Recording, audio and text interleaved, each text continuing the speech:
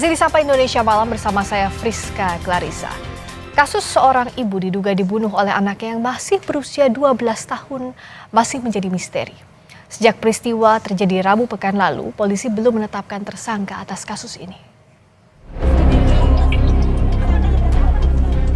Kasus seorang anak diduga membunuh ibunya di Medan, Sumatera Utara masih jadi teka-teki.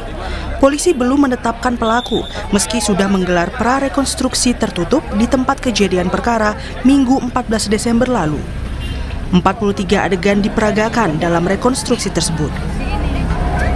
Pemeran sesuai dengan fakta aslinya, dengan para pendamping. Dalam hal ini didampingi oleh psikolog dan didampingi oleh Dinas Perlindungan Anak dan didampingi oleh pihak-pihak terkait lainnya terkait dengan penanganan kasus ini. Peristiwa tragis ini terjadi pada Rabu 10 Desember pagi.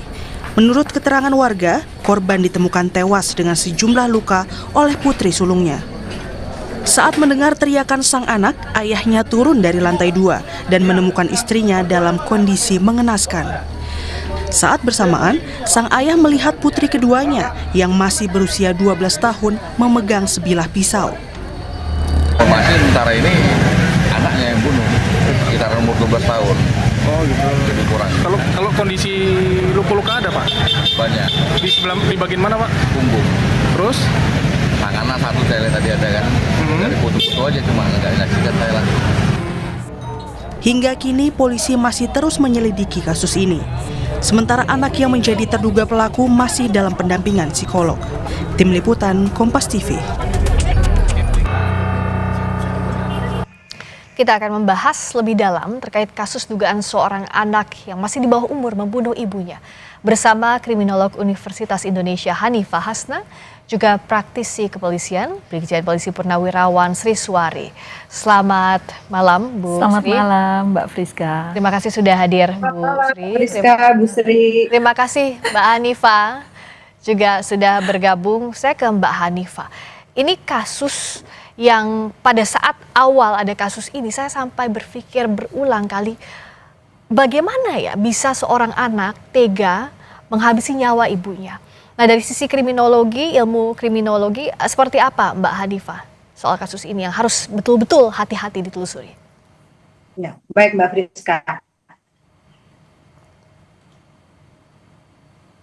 Oh, tampaknya. Jadi kalau kita hanya melihat ya dan enggak, nampaknya tidak akal.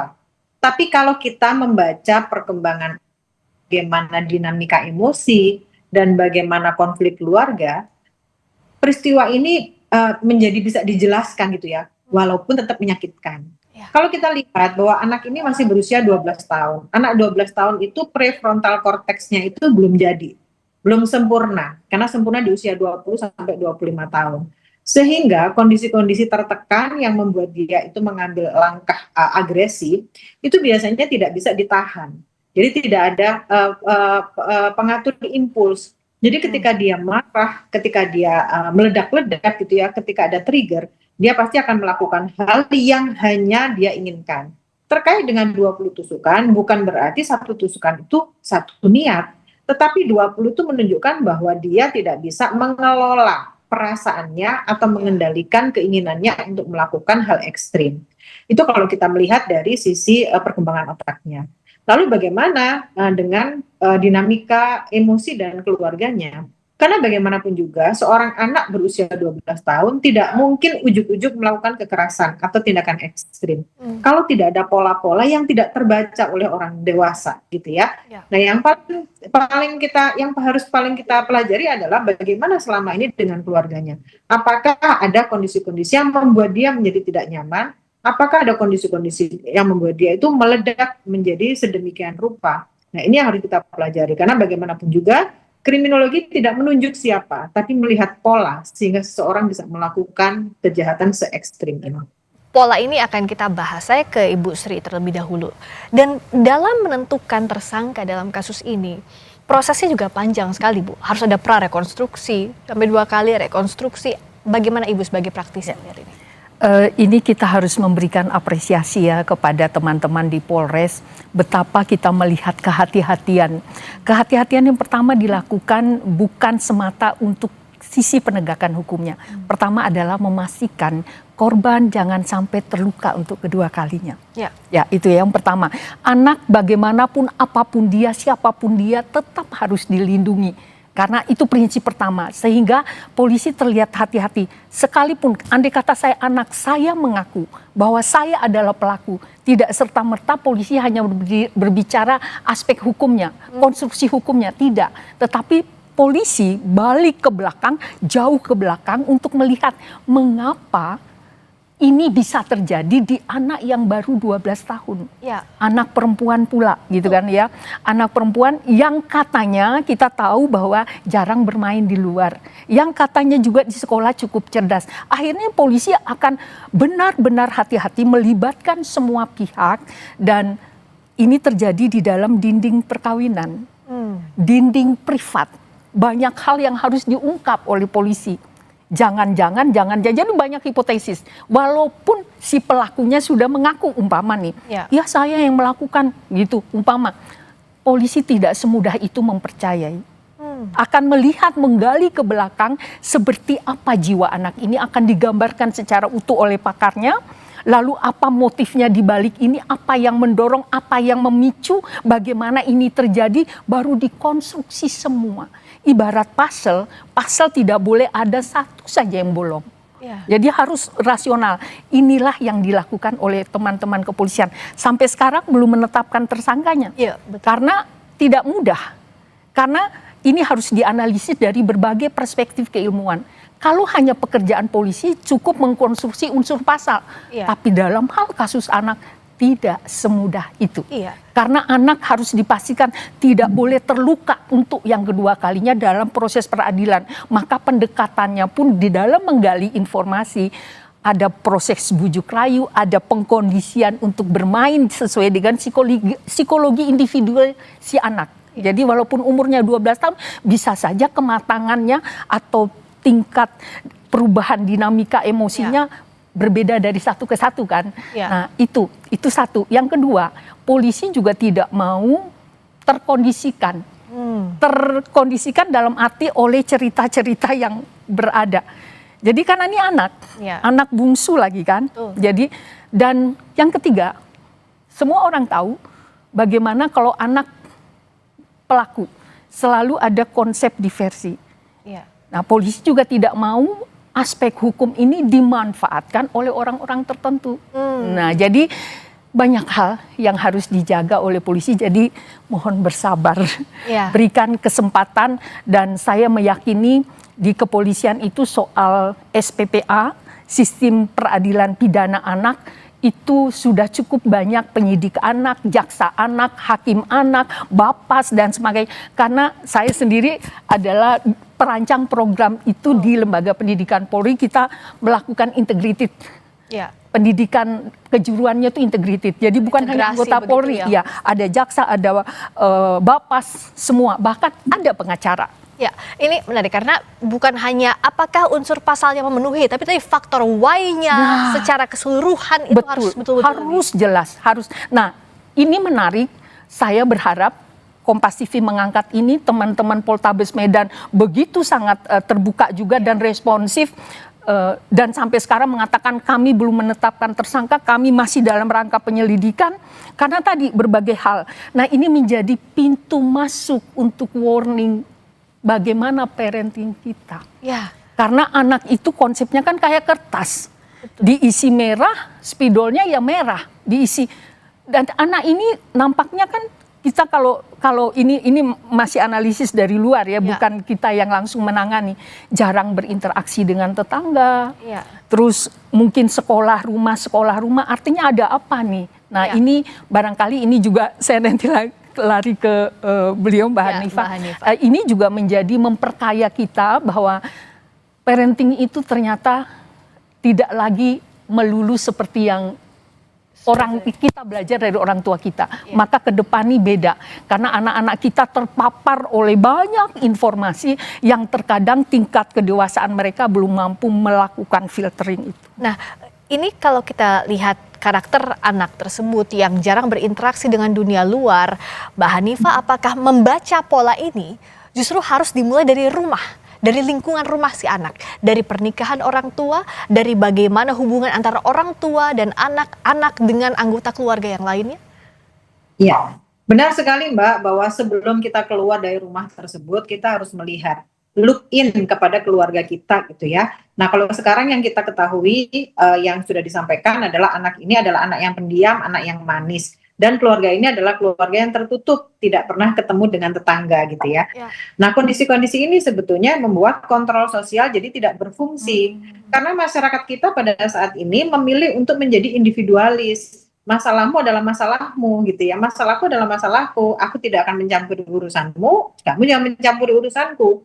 Padahal dalam hal kita ini adalah makhluk sosial, kebutuhan untuk berorganisasi, kebutuhan berkumpul dengan orang ini sangat-sangat besar. Nah makanya kenapa di di komplek gitu ya, atau di masyarakat itu masih ada pengajian, masih ada PKK, atau masih ada acara sarapan pagi bersama, perkumpulan warga. Harapannya masing-masing warga bisa mengetahui bahwa di keluarga itu ada masalah A, masalah B, masalah C gitu ya. Nah pada akhirnya saya jadi menyepakati kalau ada tetangga julid itu menjadi sesuatu yang baik karena ada perhatian gitu. Nah lalu kalau kita melihat lagi, ini kan anak yang umur 12 tahun. Ada temannya, ada anak 12 tahun yang dia juga bermasalah tapi dia tidak melakukan pembunuhan.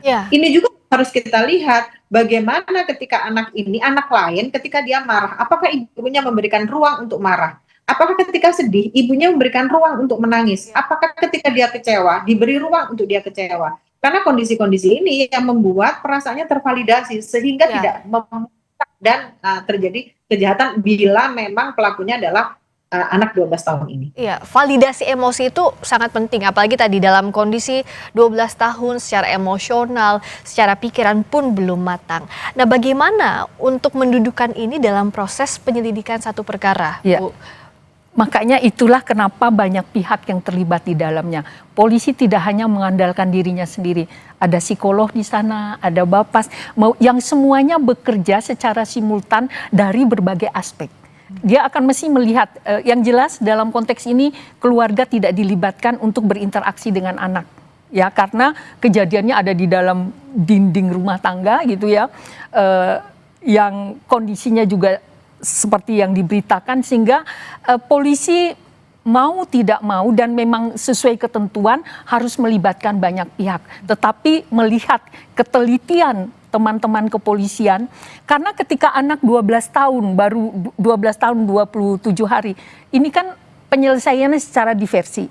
Diversi itu bisa saja si orang tua atau si keluarga, ya sudah kita tidak menghendaki anak ini di penjara atau itu sangat dimungkinkan. Tetapi apakah itu menggambarkan kejadian yang sesungguhnya? Jangan sampai ini dimanfaatkan. Nah, PR-nya kepolisian adalah itu. Jadi mereka harus kalau dia sampai tusuk sekian kali, bagaimana caranya dia menusuk? Terus tidak ada perlawanan dan sebagainya. Jadi kita bisa membayangkan 43 adegan itu diamati secara bersama-sama oleh para pakar, rasional nggak? Jadi di situ akan diskusi ramai seperti kita. Kalau begini kalau jadi ya sangat dinamis. Jadi yang saya katakan, saya apresiasi dengan teman-teman kepolisian, tidak serta-merta hanya melihat kasus ini sebagai kasus anak, dan semoga ini menjadi pintu masuk buat pemerintah daerah, buat kita ibu PKK, buat piranti RT RW, bahwa yang namanya individual itu memang nggak cocok untuk budaya kita. Jadi sehingga parenting bukan hanya sekedar pola asuh anak, tetapi pola relasi membangun keguyupan di dalam antar lingkungan, sehingga barangkali si anak bisa saja tidak begitu dekat sama mamahnya karena mungkin mamahnya juga sedang bermain. Ada tetangganya, tantenya di sebelah, tante aku lagi bete, oh ya sini cerita sama tante. Nah anak-anak sih gitu kan senangnya dipeluk, cari orang yang dekat. Ya, tidak- validasi emosi, iya. Tidak sendiri dia memendam Nah, emosi itu. ketika dia sendiri memendam, dia tidak tahu mengekspresikannya. Ya, ketika dia pilih cara yang salah, siapa yang salah? Dia tidak bisa disalahkan karena tadi konsep tabula rasa itu. Ya. Dan kalau dalam kasus yang melibatkan anak seperti ini, bagaimana pula polisi akan menyidik lebih lanjut terhadap orang tua, ayahnya yang masih hidup, juga anggota keluarga lainnya? Kita akan bahas usai jeda di Sapa Indonesia Malam. Masih membahas kasus dugaan seorang anak masih di bawah umur yang membunuh ibunya bersama dengan kriminolog Universitas Indonesia Hanifah Hasna dan juga praktisi kepolisian Brigjen Polisi Purnawirawan Sri Suari. Kita lanjutkan lagi tadi ya soal bagaimana nanti ayahnya, keluarga lainnya juga akan diperiksa tentu di kasus ini. Tapi sebelum ke sana, saya ke Mbak Hanifah.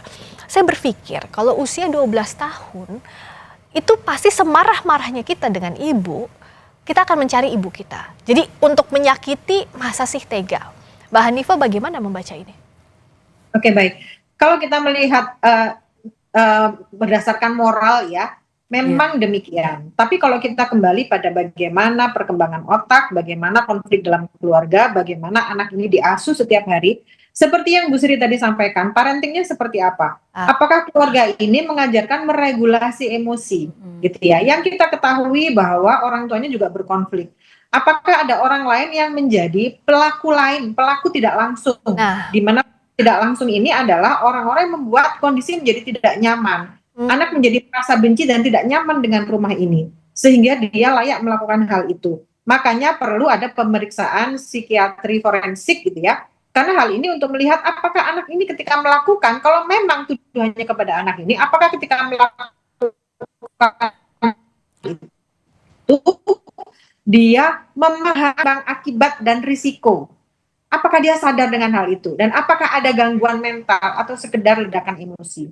Karena bagaimanapun juga kita ketahui sejauh ini pada masa ini banyak sekali anak-anak yang mengalami gangguan mental. Nah, ini yang harus kita selidiki, yang teman-teman mungkin dari Bu Sri dan kawan-kawan harus mengetahui lebih jauh apakah ada kondisi-kondisi mental yang perlu diperiksa gitu ya. Nah, psikiatri forensik ini bukan untuk membebaskan pelaku, tapi untuk memastikan keadilan yang sesuai dengan kondisi psikologis anak seperti yang Ibu Sri tadi sampaikan. Ya. Bukan berarti anak ini ada gangguan berarti dibebaskan. Atau kalau memang dia tidak ada gangguan dan ternyata dia inkonsisten terhadap pemeriksaan, berarti ada kemungkinan kita menghadirkan orang lain yang kemungkinan ternyata menjadi pelaku yang sesungguhnya. Nah, untuk mencari pelaku, apakah ada pelaku lain sesungguhnya atau ada pelaku tidak langsung? Bu Sri, seperti apa yang harus dilakukan? Ya, meskipun ini kejadiannya di dalam dinding perkawinan yang hanya ada ibu, ada kakak, ada ayah, dan ada pelaku, ya. Seolah-olah hanya 4. Tapi saya meyakini polisi akan mundur sampai 10 tahun ke belakang. Bahkan dari anak itu awal lahir. Akan mundur. Sejauh itu? Iya, karena yang namanya pola asuh itu tidak sehari 2 hari kan. Ya. Akan terjadi terus. Maka dari situ nanti kita berharap konstruksi kejadian ini bisa mencerahkan kita semua kepada orang tua. Bu Hanifah tadi sudah bilang bahwa apakah ada pengkondisian sebelumnya. Kalau itu dikondisikan setahun kemarin, anak ini dibuat menjadi pribadi yang agresif, bisa jadi. Iya. Lalu motifnya yang mengkondisikan siapa? Iya. Nah, pelaku yang sesungguhnya itu, gitu loh. Yang jadi, mengkondisikan ini bisa jadi keluarga atau bahkan orang di luar keluarga. Bisa jadi. Bisa. Nah, sangat bisa jadi. Makanya ketika polisi menangani kasus ini tidak hanya berhenti pada 4 orang ini. Dia akan ditanya kesehariannya dia, bulan yang lalu bagaimana. Bahkan guru-gurunya akan ditanyain semua. Iya. Peer grupnya, teman dekatnya siapa ditanyain semua. Jadi tidak hanya berhenti pada 4 orang ini. Percayalah, ya. Tetangganya umpamanya beli di warung yang sering melayani ibu, bagaimana ibu pasti. Makanya ini penyelidikannya panjang kan. Ya. Padahal biasanya kasus anak tuh seminggu tuh sudah firm gitu. Iya, tapi ini agak lama karena 12 tahun 27 hari. Banyak hal yang membuat polisi barangkali ini. Jadi hipotesisnya cukup banyak ya. Ya. Jadi maka kita berharap tetap dari sebuah kejadian tuh kalau kita paradigma fungsionalis barangkali berperan nanti untuk mencerdaskan para keluarga, Ya. memberikan pemahaman kepada pemerintah daerah bahwa beda loh pola pendidikan anak sekarang dan dulu. Kan kita biasanya kan kita tidak punya tuh niru bapak ibu kita. Ya. Berbeda sekarang itu. Jadi barangkali ketika warga memfasilitasi warga untuk berkeluarga, saatnya ilmu parenting dibekalkan. Ya, barangkali ini menjadi kebijakan-kebijakan dalam rangka memperkuat piranti keluarga. Bagaimanapun ketahanan bangsa ini tidak bisa kita raih, tidak bisa kita wujudkan kalau keluarga kita seperti ini. Ya, Menyedihkan. karena ini kan menyedihkan sekali. Mbak Hanifah, apapun yang terjadi nanti, ya kita kan tidak pernah tahu juga ya Bu Sri, apakah memang ada pelaku lain yang dari dalam ataupun luar keluarga, tapi kuncinya memang di ketahanan keluarga, begitu Mbak Hanifah? Ya benar sekali Mbak. Kalau kita mau ngomong ya, bagaimana terkait dengan teman-temannya, bagaimana dengan tontonan yang dia konsumsi setiap hari, atau games yang dia nikmati setiap hari, apakah mengandung kekerasan atau tidak, ini bukan berarti menggunakan hal-hal seperti ini tuh saya bolehkan gitu ya. Tapi sekian banyak anak yang mengkonsumsi atau nonton film-film kekerasan, dia tidak melakukan pembunuhan. Artinya ada perbandingan antara anak yang tervalidasi perasaannya, parentingnya bagus, orang tuanya menerima, orang tuanya mendukung, dia akan bisa menurunkan egonya, dia akan bisa memberikan cinta kepada orang lain. Karena pada dasarnya seseorang atau seorang anak ketika tidak bisa memberikan cintanya kepada orang lain itu karena dia tidak menerima cinta juga dari orang lain, atau dia tidak bisa merasakan. Nah, hal ini yang seperti yang Bu Sri Suhari tadi sampaikan, bagaimana parentingnya jangan mudah menyalahkan orang lain, tapi bagaimana kita ke dalam. Ini adalah early warning system kepada kita semua ya, bahwa peristiwa ini menjadi pembelajaran buat kita semua untuk menengok lagi ke dalam keluarga kita. Apakah keluarga kita apakah selama ini keluarga kita menjadi keluarga yang baik-baik saja, atau mereka menyimpan api dalam sekam gitu ya. Karena beberapa orang di media sosial merasa bahwa sekarang jadi takut kepada anaknya. Jangan takut kepada anaknya, tetapi takutlah ketika keluarga itu masing-masing tidak mengetahui apa isi kepala dari anggota keluarga itu. Karena bagaimanapun juga ketika kita tidak mengetahui, berarti ada gap di antara masing-masing keluarga. Nah, ketika ada trigger, maka kekerasan atau tindakan ekstrim itu akan mudah sekali dilakukan oleh masing-masing anggota keluarga. Kita mungkin tidak pernah membayangkan ya saat membicarakan awal parenting anak seperti apa, validasi emosi anak, ternyata dalam kasus ini itulah yang jadi hal yang penting ya, Bu Sri. Ya, benar.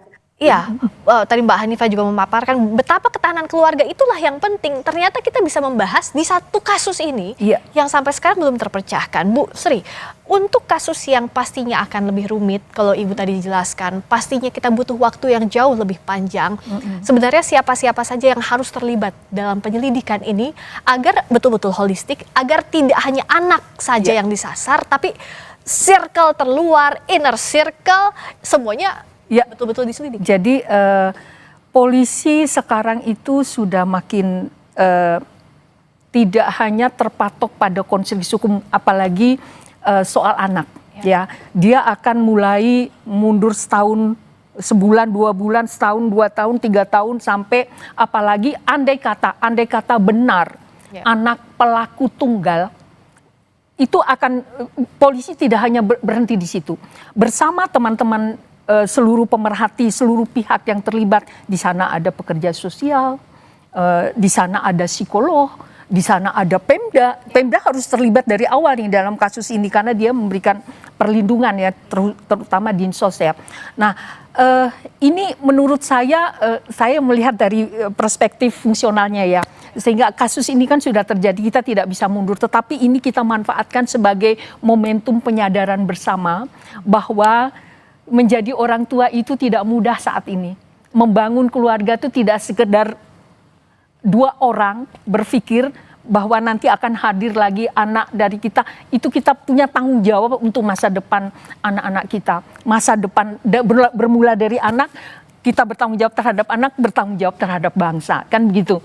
Nah, saya sejujurnya sebagai polisi senior di sini yang sudah purna, sudah outsider ya, berharap rekan-rekan yang ada di Polrestabes Medan nanti bisa melakukan rilis utuh kasusnya, sehingga ini menjadi titik awal kita untuk melakukan refleksi. Masing-masing orang tua refleksi kembali, pemerintah daerah juga bisa merefleksikan program-programnya bagaimana yang lebih tepat sasaran, terutama pergerakan PKK, posyandu dan sebagainya sudah mulai menyentuh juga, bukan hanya sekedar kesehatan baby tapi kesehatan cara mendidik anak, cara mengasuh anak. Saya lebih setuju ketika kalau benar anak ini benar nantinya menjadi pelaku tunggal, bagaimana memvalidasi emosi itu begitu menentukan. Seorang perempuan zaman dulu dipelototin saja kan gampang nangis, masuk kamar, nangis, selesai, rilis lah kemarahannya. Sekarang berbeda. Karena dia terpapar oleh berbagai macam tontonan, berbagai macam konsumsi-konsumsi yang membuat mata dia, membuat dia akhirnya menyimpulkan sendiri. Nah, kalau orang tua tidak pernah melakukan touch ke anaknya, bercerita, makanya kenapa selalu tadi di sekolah ngapain aja, ketemu siapa, temannya namanya siapa, itu sebenarnya kita memancing anak untuk aktif berbicara, aktif mengenali lingkungannya, dan kita melakukan deteksi dini sebenarnya. Tapi apakah semua orang tua punya waktu untuk itu? Bisa jadi tidak. Ini kita tunggu betul-betul apa hasil rilis secara utuhnya yang harus disampaikan agar kita bisa tidak hanya bicara soal bagaimana penanganan kasus, tapi apa pencegahan agar tidak ada kasus seperti ini di kemudian hari, jangan sampai terjadi lagi. Terima kasih Ibu Sri, Brigjen. Semoga ini yang terakhir ya. Semoga ini yang terakhir. Terima kasih juga Mbak Hanifah Hasna sudah bergabung di Sapa Indonesia Malam. Sri. Sampai jumpa. Sampai jumpa lagi.